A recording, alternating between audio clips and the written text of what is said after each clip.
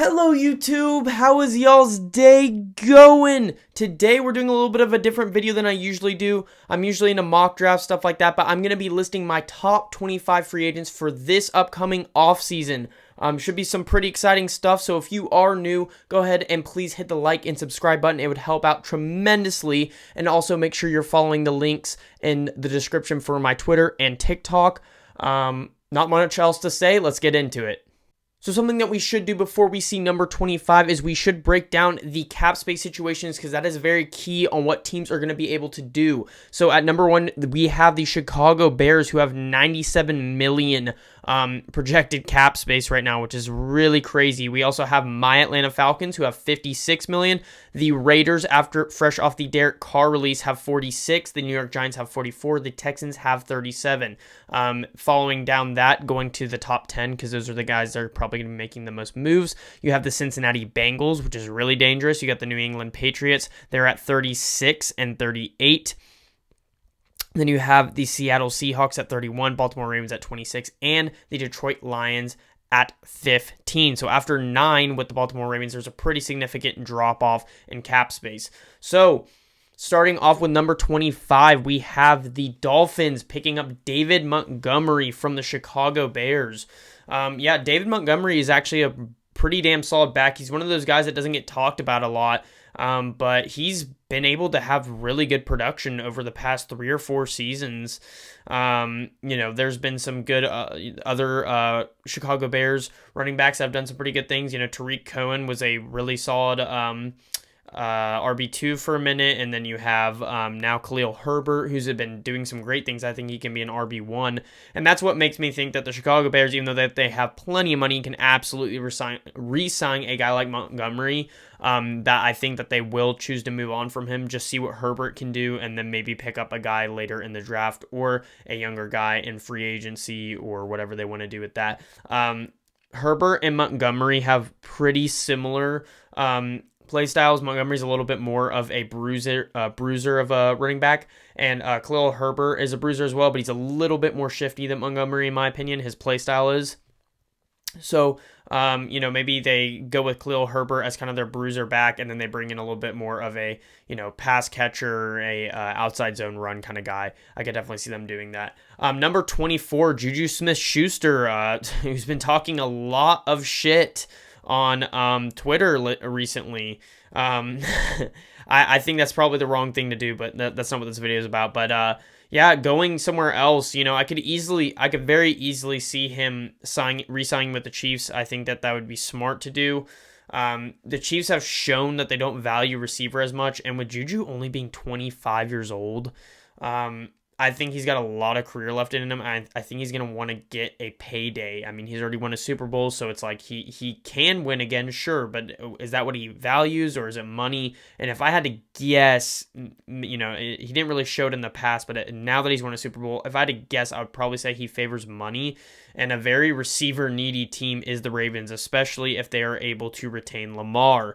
So getting a very, very solid wide receiver too, someone that is still young, that can still, elevate and play to maybe an even better level, and is only 25. I think that would be a really great pickup for them. You could even argue that he could maybe be their wide receiver 1 with how, I don't want to say crappy, but how mediocre their wide receiver 1s in the past have been. So Juju would be a great pickup for the Baltimore Ravens. In the same division, Cincinnati Bengals have them picking up Byron Murphy at 23. Byron Murphy is my number 23 free agent. He doesn't get talked about a lot, and he hasn't been necessarily the best corner on the field. He has been the best corner for the Cardinals for a while now, with Peterson being gone. The reason why I like Byron Murphy is he's got a lot of the attributes and play style, I guess you would say, that you like to see in a corner.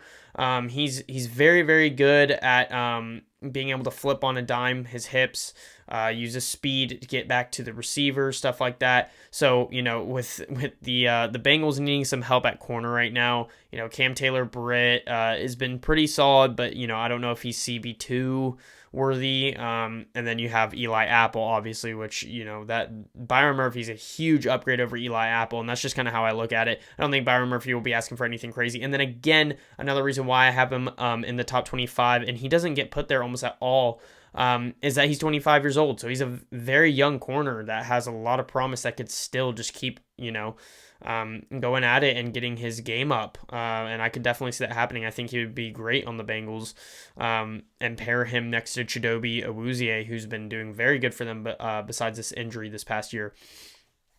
22, David Onyemata going to the Arizona Cardinals. David Onyemata isn't the most flashy player, but he gets exactly what you need him to do done. He's been with the Saints for a little bit now, and he's done his damn job. He's able to stop the run to a pretty good level. I think he had 5.5. It was either 5.5 or 6.5 sacks this past season, and as an interior defensive lineman, that's pretty damn good. He's probably in the top 7 or 8 of interior defensive linemen. Maybe you could even work it down to top 5, just because he's been pretty dang consistent with the numbers that he's had. So I do really like Onyemata. The Cardinals are losing J.J. Watt. Zach Allen, who's actually been pretty damn good for them, is a free agent as well. They lost Chandler Jones last season. They're going to need to stack up that interior a lot more, because J.J. Watt really was the one bright side. So I think this would be a great pickup for them, and I think that they could, try to bring in a veteran like this. The Cardinals are in a weird little spot right here. I don't want to say they need to be in a rebuild, but they need to be in a revamp. And I think one of the ways that they do that is they need to bring in like 1 or 2 or 3 sound vets, and then they just need to bring the whole rest of the roster with young talent. So I think that this would be a perfect vet to bring in. He's not young at all. A perfect vet to bring in, especially for their needs. 21, Isaiah Wynn to the Steelers. Isaiah Wynn is a young tackle too. I believe he's 25 now. I think he might be 26 by the time free agency rolls around, which I think is March 15th. So he's still a very young tackle, especially as far as offensive linemen going. Sometimes those guys retire pretty early, but sometimes they stick around in the game forever. I mean, I think I was going to say Marcus Peters. Corey Peters has been in the league. I think he's been in the league for like almost 12 seasons or something like that, and I think he's 37. So some of those guys just, a lot, especially in today's game, a lot of them are staying in until they're 33, 34, 35. So when you look at it, 25, 26, that's pretty damn solid. And, offensive line is something that it usually, as they go, they get much better. That's why Caleb McGarry, who is not in my top 25, actually, even though he had a great season for my Atlanta Falcons, that's why he's getting a lot of buzz, because he wasn't doing well, and now he's hitting age 27. He's going to be 28, and he's doing good. So 25, 26, there's much to improve on with Isaiah Wynn. There's a little bit of injury concern, I believe, with him. So I do think that the Patriots will move on from him, because there was a lot of trade buzz around him for the past 2 seasons, actually. Moving on to number 20, Jordan Poyer. Jordan Poyer is he's older for sure, but he's one of the best safeties in the game, and it's hard to imagine him going anywhere else than the Bills. I don't want him to go anywhere else from the Bills. I saw a rumor on Twitter that said that the Bills might franchise tag him if they can't get a contract done with them. And honestly, I don't know if I agree, but I don't know if I necessarily disagree. I mean, he's just such a key part of that defense. The Bills have built that defense around that safety duo with Micah Hyde and Jordan Poyer, and it's hard to see the defense, what it would be like without that. They're just both so key in that they use them in so many different ways. They're great in pass coverage. They fly to make tackles. I mean, I love it with Jordan Poyer and Micah Hyde. So I think that he will ultimately go back to the Bills. But yeah, he is my number 20 free agent. 19, James Bradberry, fresh off some controversy. I personally don't agree with that call.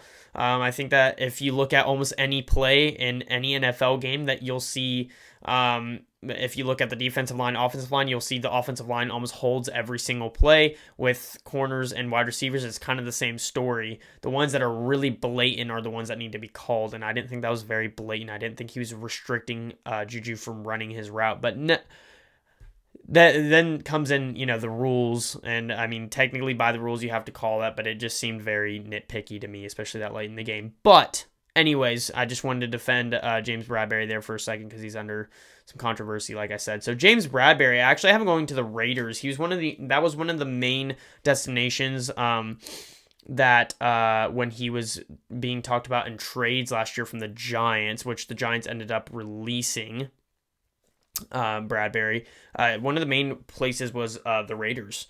The Raiders were perfect for Bradberry. They've got a great scheme, that they can use a veteran like that. And Bradberry played an amazing season with the Eagles, and I could see him going back to the Eagles. But, I think with the Eagles having their draft picks this year that they'll probably target an edge rusher or a corner. They already have guys like Avonte Maddox and Darius Slay, obviously, and they're doing their thing too. So, and they've got a couple other guys, CJ Gardner-Johnson, they play in a safety role, but also a slot corner role. So, there's another corner that you're paying, so might need to let Bradberry go. And I think that he will probably end up on the Raiders. And I think that they can pay him a little bit, especially with this newfound cap space. So, Jawan Taylor to the Chicago Bears. This one seemed almost instant to me when I was thinking about destinations for Jawan Taylor. It just kind of instantly flew to me tackle. Jawan Taylor's been a phenomenal, very underrated. I'll recant that. Not phenomenal, but very, very solid tackle for the Jaguars. And he's done his job pretty damn well. He's good in the run. He's pretty dang good in the pass. But that's kind of exactly what the Chicago Bears need, that tackle that's able to really solidify in the run. They like to run the ball a lot, and with a scrambling QB like Justin Fields, it seems like the QB that they'll be rolling with, at least now. So I think Jawan Taylor would be a great signing. I think that they can obviously pay him with all that cap space, number one cap space in the NFL. And Jawan Taylor is 25. You'll see that a lot of my rankings do value age because usually, unless it's a position like running back, usually almost every position, or wide receiver, sometimes they start getting a little bit slower. Running back or wide receiver skill positions, they usually start to decrease, but with other positions they usually start to go up. Obviously this is a general basis, but you'll see that I value age a lot in my rankings because I think that there's a lot to build off of.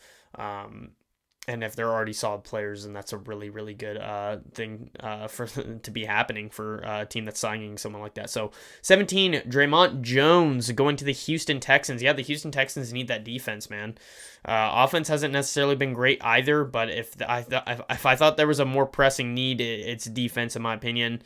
There's been some games where they were able to actually go almost hand in hand with some great teams. And the reason why they weren't able to is because the other team just kept on scoring. So the pass rush was abysmal. The run stopping was abysmal. The only thing that I can say that it was pretty good was their pass coverage. Their safeties and their corners played pretty damn well. So there was that going for them. But if nobody's getting the quarterback, then the receiver's able to just keep running and getting open. So Draymond Jones, he's actually a little bit underrated here. He's been pretty solid for the Denver Broncos. He had 6.5 sacks. He's one of those guys that you can kind of move around on the interior defensive line. You could even line him up as a nose tackle. I think you'd do just fine. So, that's something that the Houston Texans need very badly. They need edge rush too, but they need those guys that are able to get in, stop the run, get to the quarterback even from the interior. So Draymond Jones, I think that they'll be able to pay him a little bit more than obviously the Denver Broncos can, and I think he'll be looking to go somewhere else, maybe somewhere that's a little bit more up and coming. You guys might be shocked what the Texans are able to do next year. Jimmy Garoppolo at 16, I had him going so many different places. This is barring any trade. Let's just be very clear on all of my QB predictions in this video. This is barring any trade, which means Aaron Rodgers, okay? That's basically what that means. So, Jimmy Garoppolo going to the New York Jets. I thought about the Raiders, obviously, but to me in my head, that doesn't really make sense because Garoppolo, one of the main reasons that they didn't really like Carr was his decision making. And Jimmy Garoppolo is a great quarterback, and I think he's gotten too much hate in the past. But if there's one thing that Jimmy Garoppolo has consistently done that's been question mark is his decision making. And I think that the Raiders want a more surefire guy, like a guy that's able to make great passes. I don't see a Garoppolo and Devontae Adams, Hunter Renfrow, Darren Waller pairing that's going to be like some super, well-oiled machine more than a Derek Carr would be. So I've seen a lot of Jimmy Garoppolo to the Raiders, and I don't agree with that, to be honest with you. I could see him going to the Panthers. I could see him going to the Saints. Even I could see him going to the Bucks. But I think the Jets. I think he might want to flip which division he's in. Go back to the AFC. The New York Jets are a young and upcoming team. They just need that veteran guy that's able to be a pretty damn good game manager. And I think that Jimmy Garoppolo can do that. He might have some kinks to work out with the team, but offensive line, when injuries don't happen, Mekhi Becton's a great tackle. They have George Fant there right now. The interior defensive. I keep doing that. Interior offensive line does pretty good. Guys there, they signed Laken Tomlinson, who was Jimmy Garoppolo's guard last year. So that's pretty good stuff right there. I think that it would be a good signing for the New York Jets. So I think that would be a realistic possibility. 15, Daniel Jones back to the Giants. That's correct. I think that that's probably the most realistic option. So Daniel Jones, there's not much to say. He had a pretty good season. I think if you get this man some receiving talent, that's when the story becomes a little bit different with him. He already had a good season. Bring back Saquon, bring back Daniel Jones, and get him some receiver help, and I think that would do really well. So 15, Daniel Jones back to the Giants. 14, I have Lavonte David, and I have him going to the Denver Broncos. One of the things that Sean Payton brings, they traded, obviously, they've traded so much draft capital to get Sean Payton and Russell Wilson. And one of the things that I think that will do is, there's still a little bit of Russell Wilson buzz. There's still a little bit because he had a really good last game, and it's like, oh, well, maybe it's just his first year. Oh, maybe it's Nathaniel Hackett. Oh, so there's excuses. There's other things that can be handed out. And I think there's a little bit of buzz off that, and there's definitely buzz because Sean Payton's one of the best coaches we've ever seen, and there's going to be players that are going to want to play for him. Lavonte David is getting older. Has played for the Bucks, has been a great linebacker, and the Denver Broncos need some linebacker help. Josie Jewell, I believe, is a free agent. I know Alexander Johnson is, so, those guys are gone, in my opinion anyways. Bring in a veteran. I think that what the Denver Broncos are banking on, since they don't have that much in the draft, is just picking up veterans that want to win, bringing them to the Broncos off that buzz of Sean Payton and Russell Wilson. So I think Lavonte David would be perfect for the Denver Broncos. And then the first one going to my Atlanta Falcons, Miles Sanders. My Atlanta Falcons had the most rush attempts in the league last year. At one point, I think we had 4 running backs over, it was either 200 or 400, but I want to say it was 200 yards, which I think was the first time in history, I believe. I'm not 100% sure on that, but anyways, my point is that I have this very big, and you already heard me mention this, I have this very big opinion on having opposite style running backs. Ezekiel Elliott and Tony Pollard. You have your big bruiser guy that can take it up the middle, take it down the field, up the middle. And I'm not saying that Zeke can't do other things. He absolutely can. But then you have Tony Pollard, who's a great pass catcher, and he's a great outside guy. You run him to the outside, and he's able to break away on the outside. So that's how I view it. Tyler Algier was great for us this year. He's definitely a bruiser running back. Bring in Miles Sanders. He's your outside guy. He's your pass catching guy.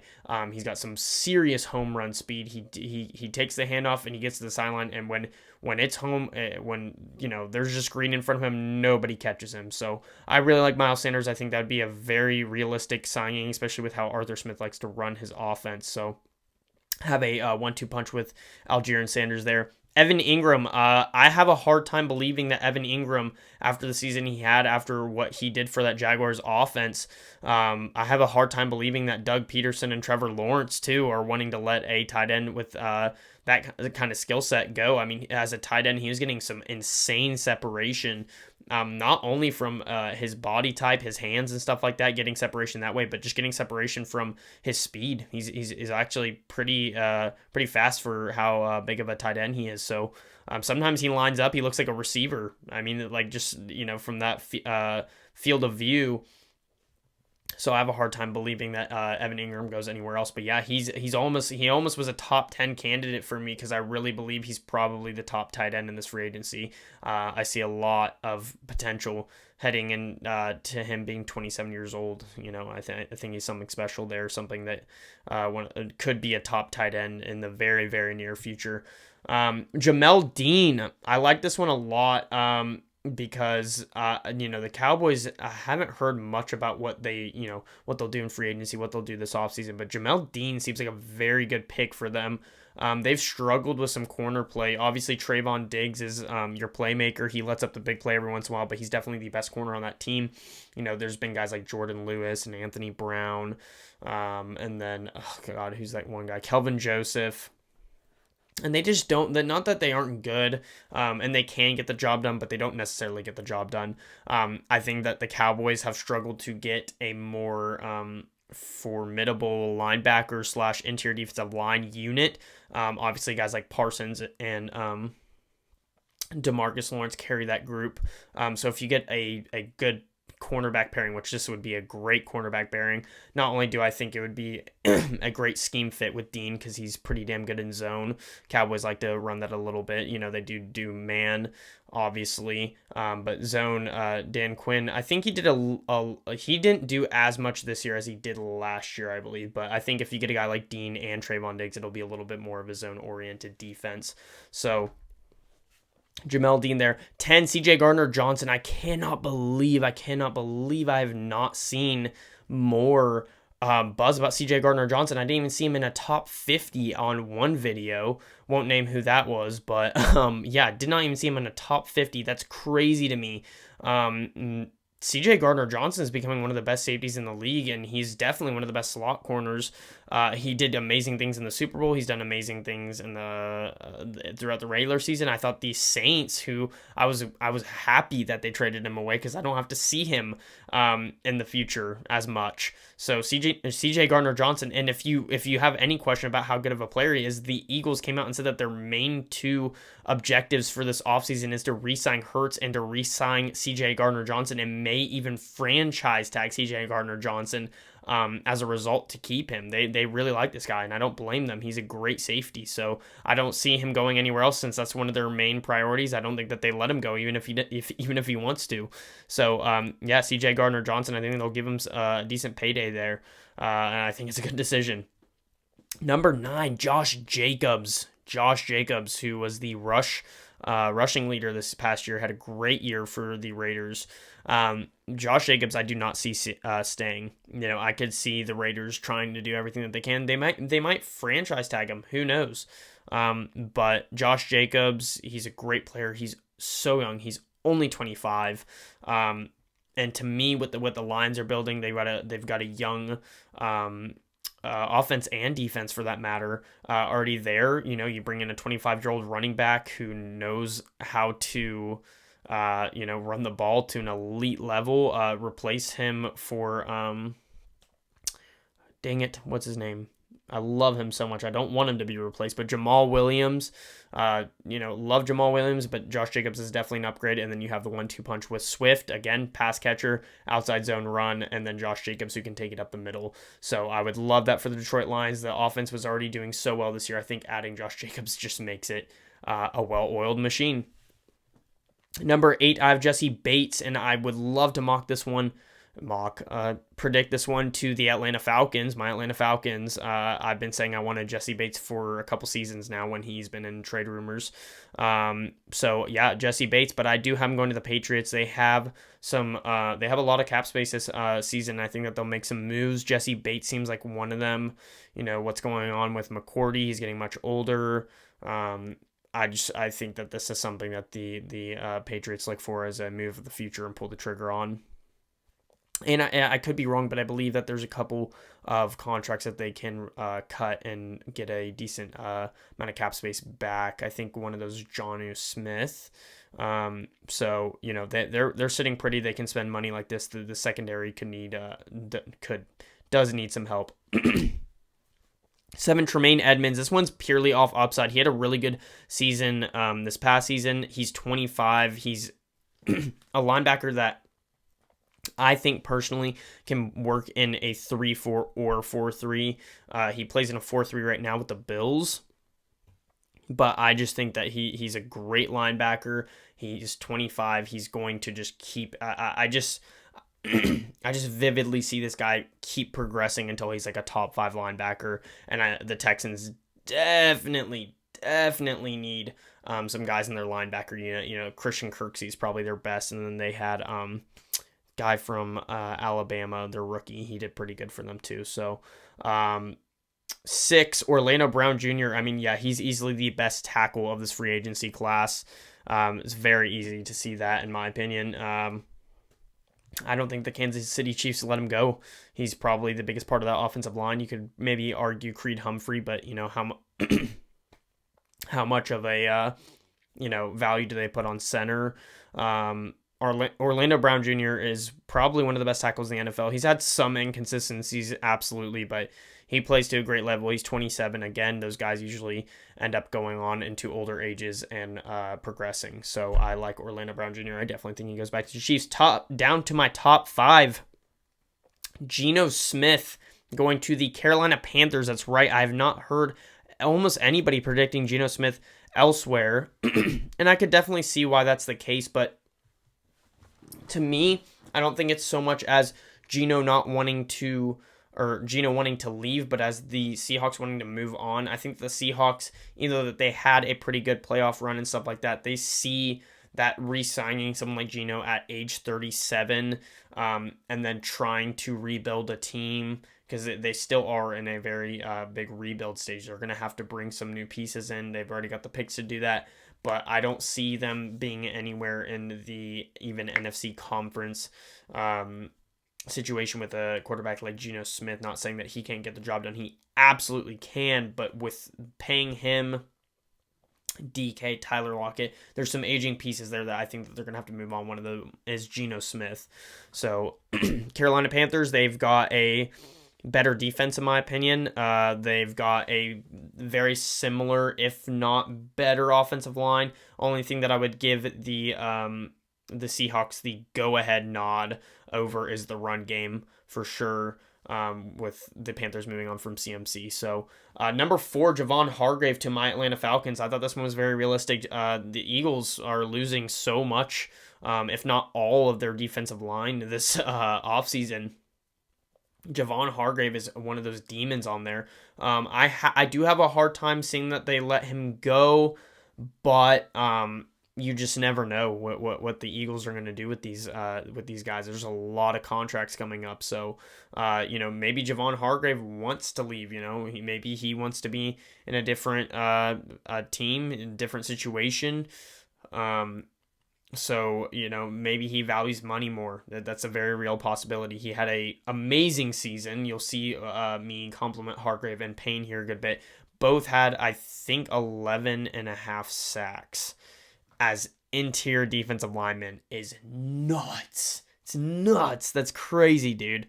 So, Javon Hargrave to my Atlanta Falcons. I would love that. We need to pair him with Grady Jarrett. I'd be thrilled about that. Saquon Barkley. I think the Giants, I believe running back is the most replaceable position in football. There's no doubt about it in my mind. I could argue that topic for days. I will die on that hill, but Saquon Barkley is one guy that I think is worth the payment. He's one of those guys I can see being good for a long time. I think one of the main problems that the Giants had in the playoff game with the was it the Niners, I believe? Giants. It was Giants versus Niners, right? I know they beat the Vikings, but who did they face? Was it the Eagles? It was the Eagles, wasn't it? I don't remember. I can't remember right now. I think it was the Eagles, but one of the main problems that they had was the passing, and they were just trying to pass. And yeah, you have to play catch up, but this is something that teams do too often too. But if you are designed through the run game, you run the ball. Like if that's what you excel at, run the ball. And that's what they excel at. And Saquon Barkley really almost, very clearly hear me on that, almost single-handedly held that offense together this year. Daniel Jones had some great play, but they worked through Saquon Barkley. He was an active player in the pass catching game. He was an active player, obviously, in the run game. So Derek Carr, number 2. Derek Carr to the Buccaneers. I hear every team in the damn NFC South, including the Falcons, except for the Buccaneers, and it makes perfect sense in my head. Buccaneers are in a little bit of a cap space situation, but I think that there's many ways. Excuse me, I have something going on. Derek Carr, I've heard almost every single team, but the Buccaneers make a lot of sense. They have some ways to clear the cap space and make Derek Carr there. I think that the Buccaneers, it's a great situation. They've got the offensive line's a little bit questionable, but they'll be able to probably build that up to the draft. I think they pick at 19, so they'll probably be able to pick up an offensive lineman there. Some questions about the defense, but overall they were a playoff team this year. They didn't play to the level that you might have wanted to see, but maybe replacing it with a new quarterback. It's hard to go from Tom Brady to Derek Carr, but I think it honestly might be a smart move to see where they kind of lie, because the Buccaneers have been able to kind of just pick up some good veteran talent in the past and do good things with it. So, maybe pick up Carr, pick up a couple veteran secondary pieces, build through the draft, see how you do. That's kind of how I viewed that. And then Daron Payne. I've seen people have Daron Payne super low before, but if I had to pick one player in the entire draft class that I want, it's Daron Payne, and I just don't think we'll get him, unfortunately.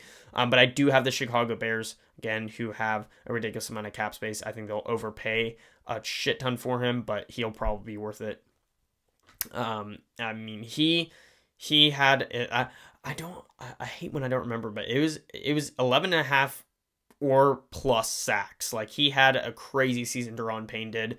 Active run stopper, great in tackles for loss. He's just all over. You can move him all over the defensive line, and he will excel. The Chicago Bears need that more than probably anyone. You can maybe argue the Texans right there with them. So Daron Payne, great pickup for the Chicago Bears. Even though I want him on my Atlanta Falcons, I would love to see the Chicago Bears go out and get a guy like that. I think that would be great for them, and I would love to see that fit. So that is going to be it, I believe. So like I said, if you guys are new, go ahead, smash the subscribe button, guys. I'm not even at 100 subscribers yet. I'm not even at 100. So if you guys are still watching, definitely go help me out with that. It would be greatly appreciated. That is going to be it for the video. I hope you guys enjoyed. Stay safe, and God bless.